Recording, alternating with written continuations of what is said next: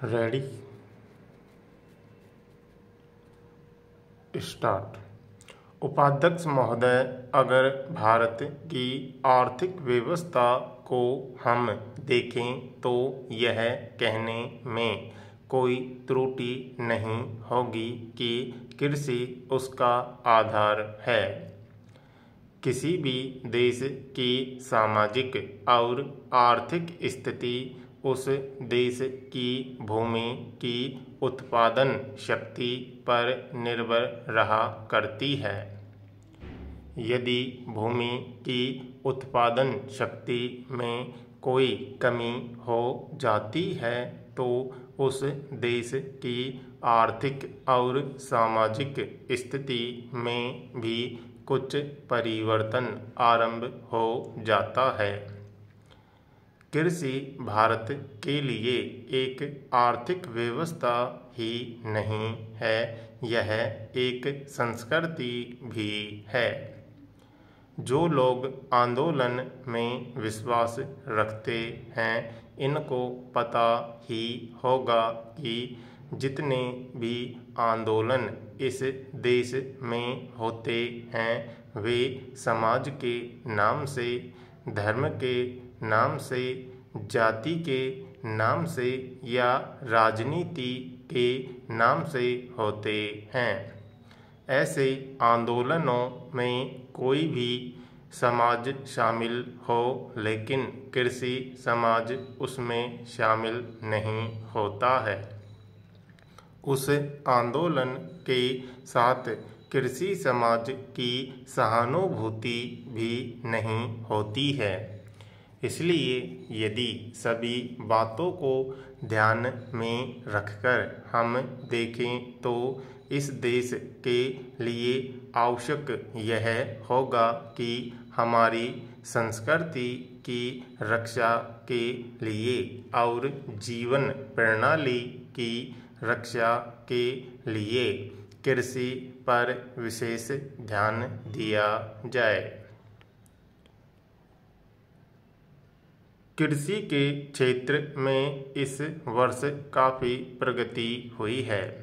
यदि आप 1801 से 1901 तक का काल देखें तो आप देखेंगे कि हमारे देश में 31 अकाल पड़े, जिनमें 4 करोड़ लोग मरे।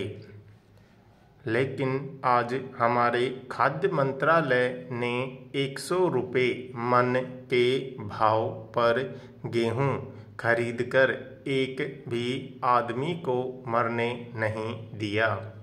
इसके लिए हमारा खाद्य मंत्रालय बधाई का पात्र है।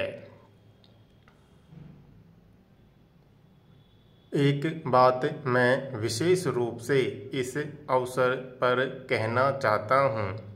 आजकल हम लोग मानव शक्ति पर ज़्यादा ध्यान न देकर पूंजी पर ज़्यादा निर्भर रहने की कोशिश करते हैं। आपको याद होगा, लगभग 5 दशक पहले में जापान की आर्थिक व्यवस्था बिगड़ गई थी, लेकिन वहाँ के 60 लाख काश्तकारों ने कृषि शिक्षा के बल पर इतना अनाज पैदा करके दिखलाया कि आज वे 10 करोड़ आदमियों का पालन पोषण कर रहे हैं। वहाँ पर 30 ऐसे विश्वविद्यालय हैं जिनमें कृषि की शिक्षा दी जाती है, जिनसे 16,000 छात्र प्रति वर्ष शिक्षा प्राप्त करके निकलते हैं। आज हमारे देश में पर्याप्त कृषि विश्वविद्यालय स्थापित हो चुके हैं। हमारे देश की 120 करोड़ जनसंख्या को दृष्टि में रखते हुए जापान एक बहुत छोटा सा राज्य है, शायद हमारे राजस्थान से कुछ ही बड़ा है। उपाध्यक्ष महोदय, यह ठीक है कि हम प्रगतिशील हैं, लेकिन हमारी गति में तेजी आनी चाहिए। श्रम की तरफ हमारा अधिक ध्यान जाना चाहिए। जो पंचवर्षीय योजनाएं हमने बनाई हैं, उनमें हमारा लक्ष्य केवल यह नहीं था कि हम अधिक अन्न पैदा करें, हमारा लक्ष्य यह भी था कि अच्छे आदमी पैदा करें, जिससे कि भारत में रहने वाले प्रत्येक नागरिक का ठीक विकास हो। मैं इस बात से सहमत हूँ कि राज्यों में जहाँ बहुमत के आधार पर विरोधी दलों की सरकारें हैं, उनको तोड़ने का अधिकार केंद्र को नहीं होना चाहिए। लेकिन फिर भी हमें स्थिति को देखते हुए भेद करना चाहिए।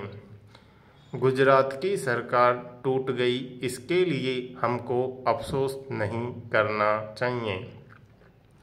जहाँ तक इस बिल का संबंध है, मैं इसकी कमियों की तरफ आपका ध्यान दिलाना चाहता हूँ, जिससे कि आपको उसे ठीक करने की प्रेरणा मिले और इसको आप ठीक करके वहाँ का काम चलाएं।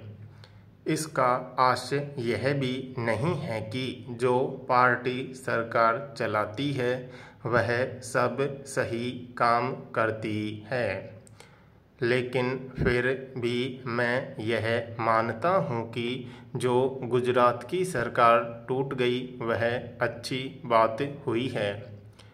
गुजरात के लिए आपने संसद सदस्यों की जो समिति बनाई है वह एक ठीक कदम है, लेकिन इस बात का आश्वासन भी आपको देना चाहिए कि राज्य और जिला स्तर पर जो समितियां आप बनाने जा रहे हैं उनको सर्वदलीय बनाएंगे, ताकि जनता की जो कठिनाइयां हैं वे आपके सामने प्रत्यक्ष रूप से आ सकें और उनकी भावना के अनुसार वहाँ पर कुछ काम हो सके।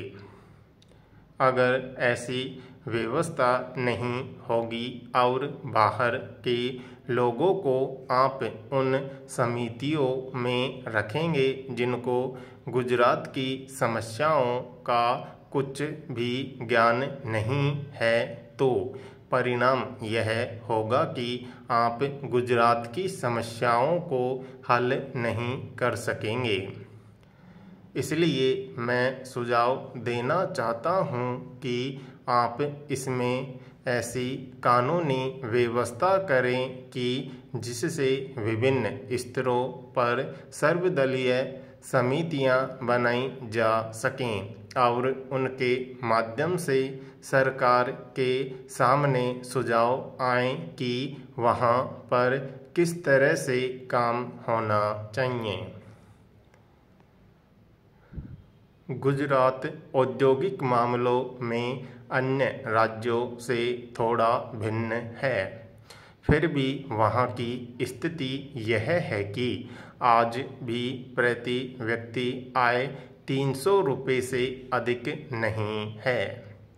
आज गुजरात में अन्य राज्यों के मुकाबले सबसे अधिक कर लगे हुए हैं।